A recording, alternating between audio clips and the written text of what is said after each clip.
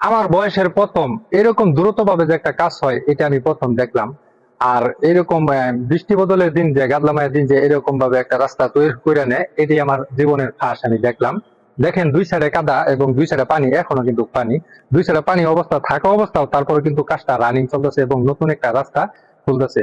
দুই সাইডে দেখেন চেগার দিয়া তারপরে কিন্তু রাস্তাটা করতেছে এবং দুই সাইড থেকে মাটি না তোলার কারণে দেখেন 15 মাথা এবং 20 মাথা লাগায় কিন্তু আপনার ওই সাইড থেকে আপনার মারি আনতেছে প্রায় 500 গছের মতন দূরতে।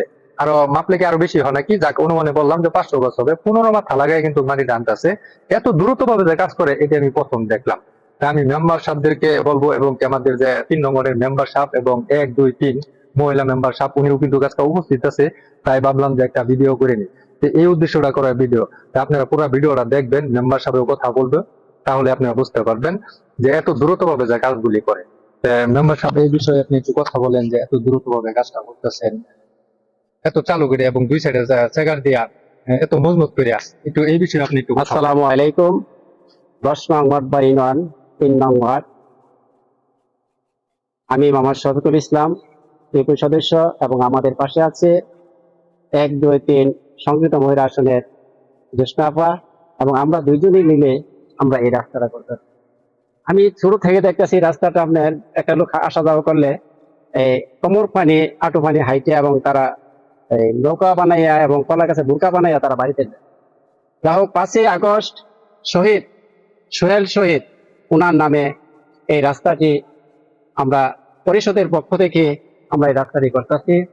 এবং আমার আকুল আবেদন, এই রাস্তা এবং আরেকটা রাস্তা আছে ওই দিক দক্ষিণ পাশে, এবং পুরাবাড়ি মেইন রোড, ওইখান থেকে 1 থেকে 150 গছের জন্য আমাদের এলাকা 2 থেকে 2,500 মানুষ আছে।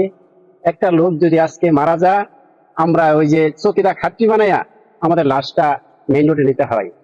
আমি মাননীয় নির্বাহী অফিসার এবং সকলকে আমার আকুল আবেদন, যেন এই রাস্তাটা আমরা ছুটাতে পারি, এটি আমার আশা আকাঙ্ক্ষা। এই বলে আমার সংক্ষিপ্ত বক্তব্য শেষ করলাম। আসসালামু আলাইকুম ওয়া রাহমাতুল্লাহি ওয়া বারাকাতুহু। অসংখ্য ধন্যবাদ মেম্বার সাহেবকে এত সুন্দর কথা বলার জন্য। যাক, আমাদের এই রাস্তাটা তৈরি হচ্ছে মূলত যে আমাদের পাশে 5ই আগস্ট যে দেশের গন্ডগোলে যে আমাদের একজন এইবারই একজন লোক মারা গিয়েছিল ঢাকা, হ্যার উদ্দেশ্যে কিন্তু এই রাস্তাটা তৈরি করা হচ্ছে এবং তার কবরটা কিন্তু এই প্রায় 500 বছর উপরে হবে এখান থেকে আনতেছে। যাক, আশা করি আপনারা বুঝতে পারছেন। আরেকটা জিনিস আপনারা দেখেন, ঘুরাই দেখাও যে আমাদের যে এই যে এই রাস্তাটা,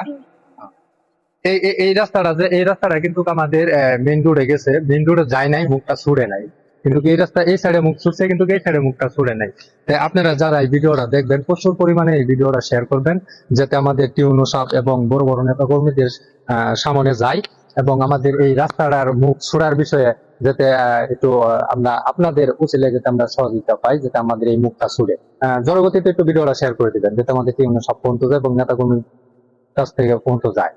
আজকের মতন ভিডিওটা শেষ করছি। তো সবাই ভালো থাকবেন, সুস্থ থাকবেন, বেঁচে থাকলে দেখা হবে আগামী কোনো ভিডিওতে।